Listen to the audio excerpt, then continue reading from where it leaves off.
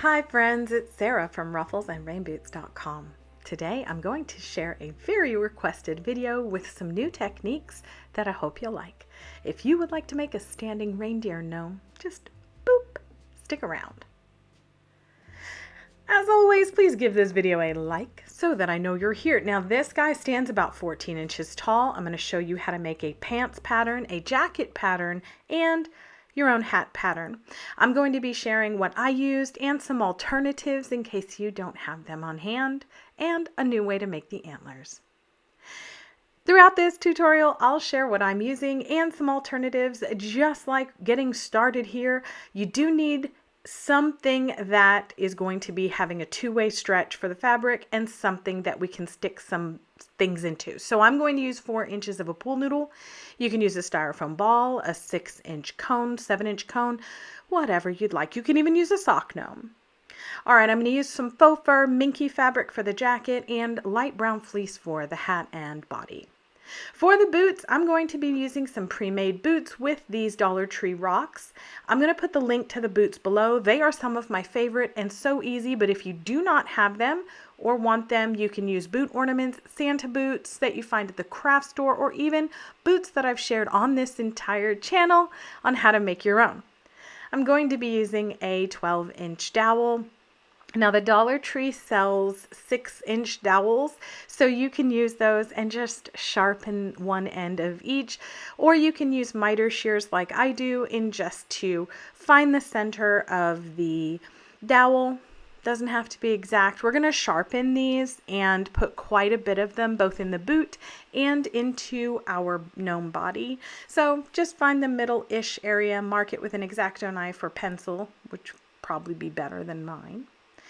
And then we can get started. So for the other supplies I'm using, I am going to be using wood balls for hands instead of mittens, but you can also use those as well. I'm going to be using 1/2-inch wood balls for those, and then I'm going to use a 1-inch wood flat back. So this is like a wood round cut in half. I'm going to paint that red and add a white accent. I'm going to be using paint for my antlers with foam clay. I'm also going to be using this black scrap of fleece, some scissors, a paintbrush, an X-Acto knife, and my trusty detail tip glue gun and mini glue sticks. Okay, so in order to get started, the first thing I'm going to do is actually go sharpen these using my daughter's electric pencil sharpener because I'm lazy and I don't want to do it by hand. So you're just going to sharpen those into quite a bit of a point. You can also use pencils for this, so no big deal. And now I'm going to show you what I did for these boots. I actually really like them. These are extruded plastic boots. We're going to open this hole. I shared how to do this with a standing hunter gnome using almost the same methodology, and I just really love this. I have another gnome coming. All of these were made back in July, all of my Christmas gnomes. So I have another gnome coming with another pair of boots, and I have an additional 4 or 5 pair on order with her. So once I have a hole that's sort of back of center, I'm going to put glue and rocks into the boots in the front to weight them down. We will be adding glue to the dowel as well on the flat end so that we can secure that in before we add rocks all the way up. Now for those of you who've been on my channel before, you know that this video is longer than normal. I really like to just hit the highlights. I am going to call this a craft along. I have edited out some things like the hot glue drying, the paint drying, or I've sped up flipping things and turning them right sides out. But for the most part, this gnome took me 42 minutes to make. And I was designing him as I went, just so that I could share how to make your own gnome jacket pattern, your own gnome pants pattern, and your gnome slouchy hat pattern. I've been asked for that a lot, so you don't have to pay for patterns. So I hope this helps to clear some of that up. So once you've filled the entire thing, you're going to secure with a little extra glue on top because no one will see it, and then you're going to repeat for the second boot. I'm going to go through this very quickly and just hit the highlights because again, you can put this on pause if you need to make that second boot. These are really quick and easy, and in fact, if you're making items to sell, this is a lot faster than DIYing your own boots, and you can make them in an assembly style. Like, I'm not trying to push her boots on you, but I'm just saying they're really easy to use, and they produce a really well-balanced gnome. So I'm going to move on to everything that I need to paint, and the first thing up is just add a little red paint, 2 coats to this wood halfback. I get these on Amazon from a brand called Woodpeckers. They're really cool, super simple. Now, antlers. In the past on this channel, this is very popular. I shared this, which is just felt. You can use kids craft foam to make antlers and just single layer them. You can use hot glue, which I am not a fan of because I live in Texas. I was testing polymer clay back in July, and it just, anytime you dropped it, it would break. Even these really thick ones like this would break off. So what I did is I griped about it in a group, my DIY Gnomes group on Facebook, and a friend, Pam, told me about foam clay she was testing. So I ordered a kit on Amazon. These are just a series of silicone cake molds for antlers. There's 5 different molds in this set, and I've been testing them for a couple months. So I made this back in July. I tested it 8 different ways. I will tell you the 2 that I like the most are using the clay inside of the mold and pulling them out after 24 hours to dry. You can make a lot that way. Or, well, and I want to say the one thing bad about it is that they will curve and they will lift up. If you put something heavy on them, they will indent. So my preferred way is to leave it in the mold and let it dry for 48 hours. It will not curve. They'll maintain their shape, and it's okay either way. Both will work for our purposes. I will also say this foam clay goes a long way. It lasts a long time. So I grab a handful that just fits in the inside of my hand. I'm going to split that in 2 and then just roll it into a log. I really like these, by the way, because they last in shipping. They do not break unless they're yanked on, and we're going to add wire to make it even better and longer lasting. So as you can see, I am pressing this foam into the mold straight down. Try not to expand the mold because you want it to keep its shape, but there is so much detail inside these antler molds. It's insane, and I want to make sure I get as much of that detail as I can.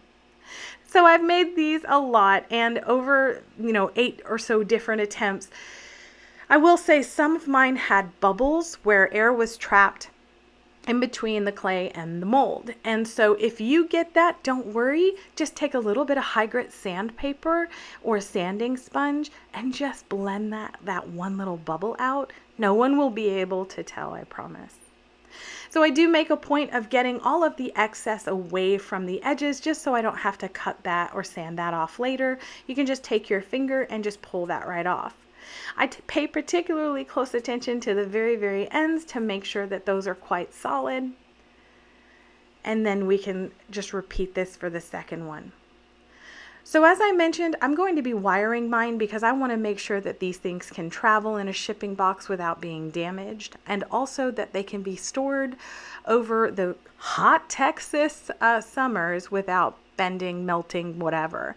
And so I'm going to be using a 14 gauge wire. You can also use toothpicks, but I kept having the toothpicks break when I pushed them into the pool noodle, so that's why I'm using wire.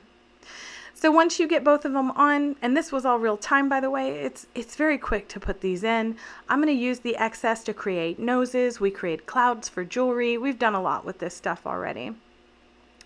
Next up, I'm going to paint using the red that I used on the nose. I'm just going to use whatever is left on the brush, just a little bit of color on there to bring all these together. And then I'm going to use a dark brown paint and a light brown paint. Now I'm not waiting for anything to dry because I do want the colors to blend, and most of this red will actually be covered up. That's what we want. We just want them to be sort of harmonious. And I just use a very, very tiny bit of the light beige for the highlights. I'm just going to rub it in with my finger and make sure that you paint both the back and the front, because you will be able to see the back of these as they're sticking out on either side of the hat. All right, so you just repeat that with the second one. Put this video on pause and go and do that. And next up, we're just going to set those aside to dry. I do not seal mine and haven't had any issues, but if you are worried, I would use a very light spray sealant instead of a very heavy water sealant like Mod Podge. Just go ahead and use the spray sealant. All right, so popping those over out of the way, we move back to our boots, and now it's time to assemble the gnome body. It's ridiculously easy. As I mentioned, I'm going to be using a pool noodle. We're going to actually put that back of center in order to have the best balanced gnome. This does matter. I promise. I answer about 30 emails a week this time of year asking why my gnome keeps tipping over. Promise, don't put it in the center, put it in the back, just back of center. I'll show you the underside in just a second. Now, as I mentioned, you can actually cover a cone with fleece as well. So if you have the Dollar Tree styrofoam cones, they're 6.9 inches tall. That will work for this project as well. You don't need to alter them in any way. You can also use a very large round styrofoam ball. To cover any of it though, we're going to make sure the stretch of the fabric is on the horizontal. I get a lot, mine won't turn out. I don't know what I did wrong. It's because the horizontal needs to have the stretch in order to make sure we can A, fit these around these big old boots and body, and B, be able to turn everything outside right. So I'm going to make it about an inch or so wider than I need when it overlaps. So overlap by more than an inch. And then I'm going to make it longer than the actual boot. So from the top of the noodle to below the boot. And the reason is we're going to create a hem. We're going to create slouchy legs, and we're going to add fill in for the booty and the belly. So we need a little extra fabric. Now I get asked a lot about creating your own pattern. You do not have to be so technical. Don't worry about it. Just fold it over if you don't have a perfect rectangle, and watch. Line up the two sides as best you can and then hack it up. It's totally fine. No one's going to be able to tell. In order to get the brim, we're going to work on the bottom. So this hem on the bottom is going to be the part that is against the boots. Just roll it up 1/4 to 1/2 inch by using some hot glue. Again, we're working on the wrong side of the fabric, so the pretty side of the fabric is on the table. I'm going to add enough glue so I can actually get that in place. Now, once that is set, we're actually going to, because we're going to scrunch everything down, all we're going to do is join the very top of our noodle, okay? So leave all this at the bottom unglued. Then at the very top, maybe a couple inches, 3 inches or so, we're going to fold this edge over so it's nice and pretty. Glue that, and then glue it to the other side. We're working on the pretty side of the fabric, okay? So once that's done, just press it in. You don't have to press hard, just lightly. Once it's dry, turn it inside out. And you can see it looks like this. The little part is going to be at the top. That's going to be our pretty part. And then we're just going to glue the rest of it down all the way to the brim, or all the way to the hem of the boots. Sorry. There you go. And once that's dry, just slip it on. Put the seam to the side. I know it's going to look weird, but promise, do it because it hides it better than putting it in the middle. And now you're going to cut underneath the pool noodle. So you're only going to cut about 2 inches up. Don't go too high because we're going to have a big old belly and a booty. So we want to make sure only a couple inches. And then we're just going to glue those two pieces together, paying close attention to glue the join as well. Isn't this easy? Let me know in the comments if you like the craft alongs or if you're just the facts ma'am kind of gal or guy. I like both styles. Ultimately, I have been asked 1,000 times to go live on Facebook, but it doesn't make much business sense because I can't repurpose those videos. All right, so I'm just going to pull apart all the seams, making sure everything is together and dry, and then I'm just going to fast forward this part because I'm just turning it inside out.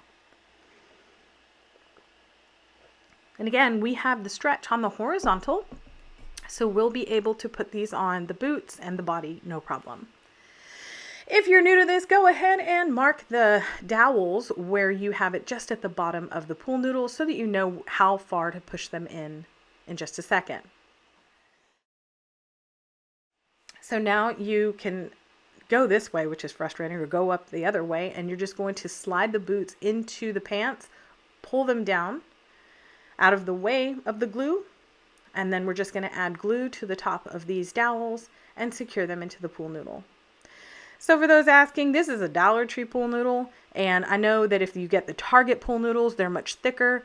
You don't need anything, but if you have it, you can just adjust this pattern. That's the beautiful part about creating your own. So now that that's all set and dry, we're just going to start stuffing in some fabric. I'm putting it all the way between the boot and the body, so I get a nice rotund belly. But we're not going to just stop at fill. We're actually going to secure this into a nice rotund middle section with a little twine. And that black fabric is what we're going to use to make a belt. Easy peasy style, but you can use leather or felt. So you saw me scrunch down the fabric there on the front so it looks so cute. I just love the scrunchy look on the legs, and I secured them down to the boots. Now I'm taking a piece of twine and I'm going to tie this really tightly so that that fill kind of pops out. But I'm going to tie the ugly knot on the back. So we're just going to fill it or turn it over. I always like to add a dollop of glue in my knots just to help secure everything in place. But you can see it's got a nice big old bump out. Hack those off. Now you can see his big old belly. Oh, I love it. So for the belt, I'm just going to measure 1 inch by 10 inches. My stretch is along the 10-inch side. And then I'm going to fold each of the long edges into the middle. It's like maybe 1/4 of an inch. And it's just going to make it look nice and finished. But again, if you have some faux leather on hand, you can do that. Felt will be good for that as well. Just anything you like.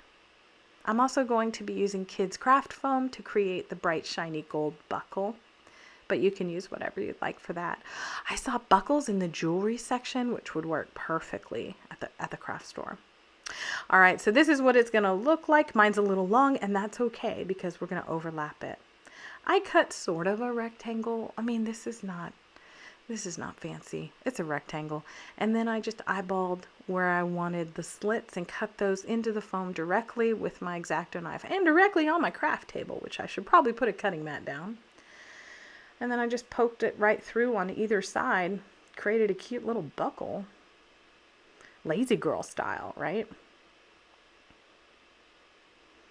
All right, so that's going to look like this. I'm not going to put it on yet, but you can totally add it on right now.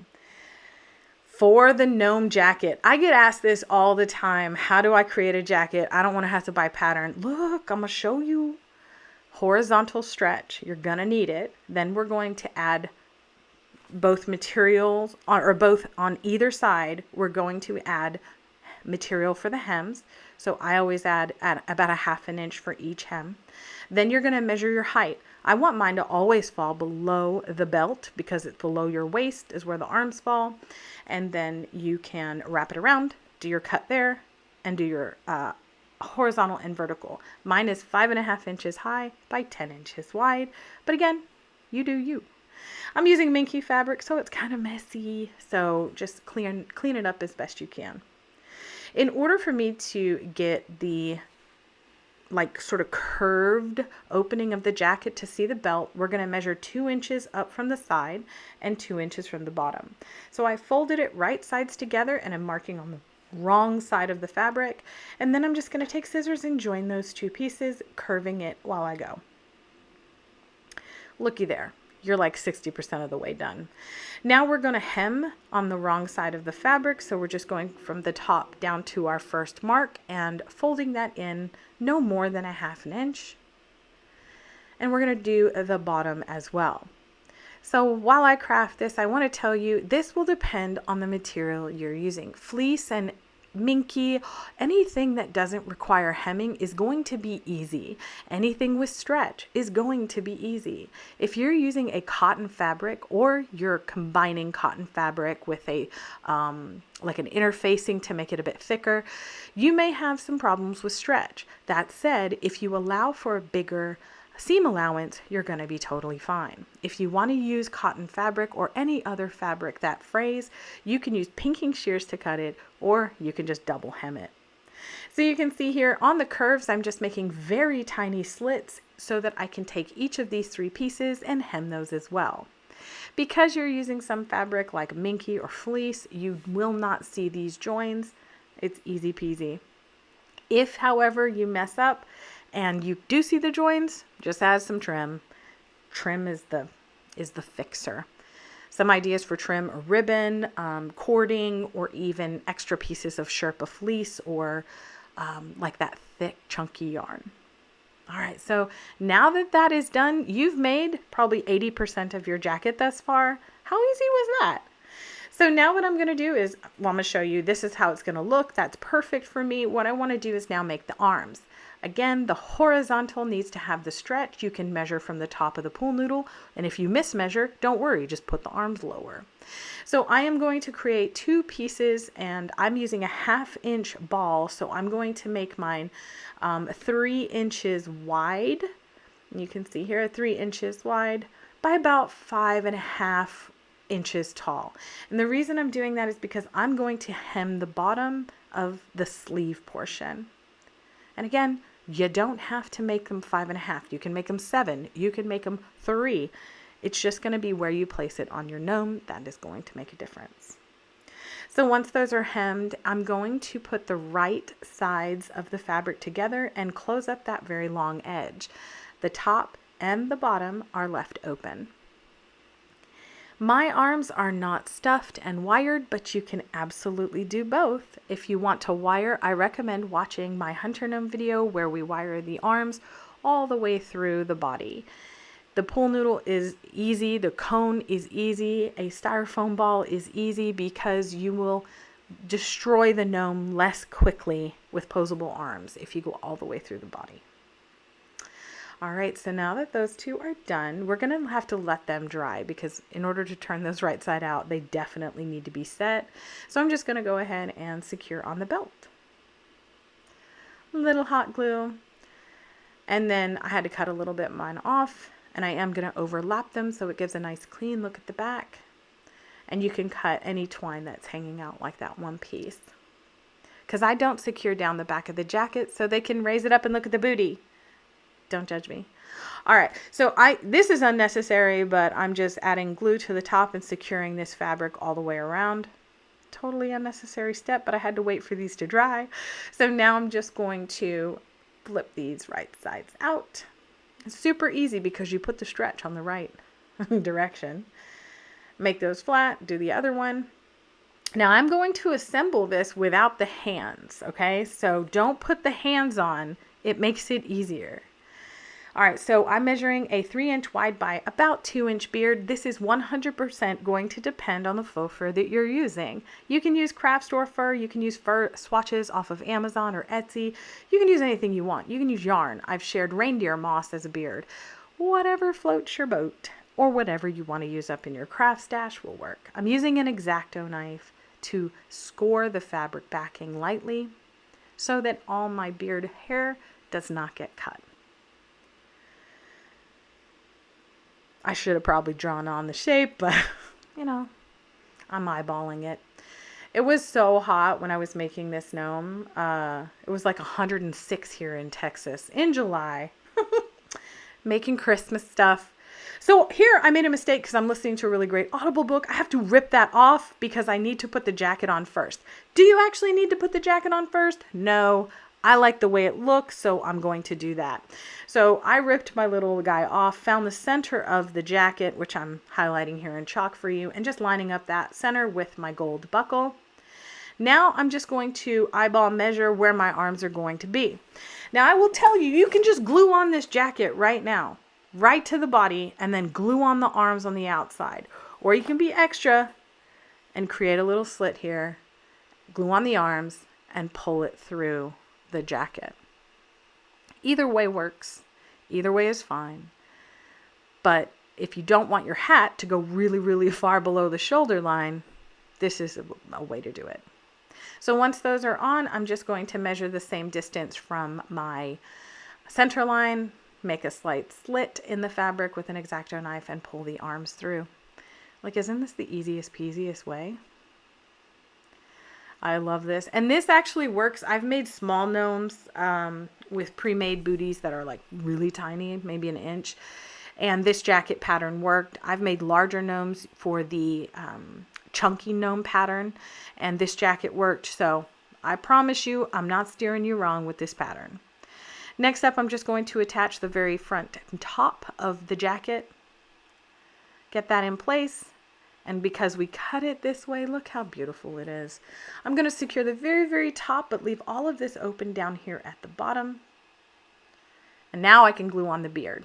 I mean, I got a little overzealous listening to my Audible book. But now we can glue down the beard. All right. Now I'm going to make a hat. Stretchy is on the horizontal. And you have multiple options. I'm using a short slouchy hat, which is 9 by 12. For a 12 by 12 hat, it'll hang down to about shoulder level. And for a 15 by 12 hat, it will hang down probably like mid-arm, like where the elbow would be. So you can decide whatever look you would like. You can go 20 by 12, to be honest, and have it hang down to his knees. This one also provides you, the 9 by 12 also provides you a stand-up hat. And I'm going to show you that because I get that asked all the time. How do you make a stand-up hat? First of all, you don't need wire. When you have the right proportion, it will stand up on its own with a little polyfill. So my first step is just to hem the bottom here. So on one of the long edges, go ahead and use hot glue to flip it up no more than a 1/2 inch. This will not be seen because we will be creating a nice channel for our reindeer antlers. This is just to make the edge look nice. If you don't want to make the edge look nice, you can put some trim on it. Try not to glue yourself to the fleece like I just did. Let me know in the comments below, do you still have fingerprints? Just saying. I don't think I have them anymore. We're going to put right sides together and make a nice little rectangle. Now, here's a tip. Never ever cut to the fold. Always cut no less than a 1/4 inch away from the fold. Today we're making this simple gnome hat, so you don't need to draw it on, but you do need to hold the fabric together and cut from just above the brim to about a 1/4 inch away from that fold. And that'll make yourself a nice little simple gnome hat that'll stand up on its own. I'm going to glue up that triangle edge, leaving the brim edge open.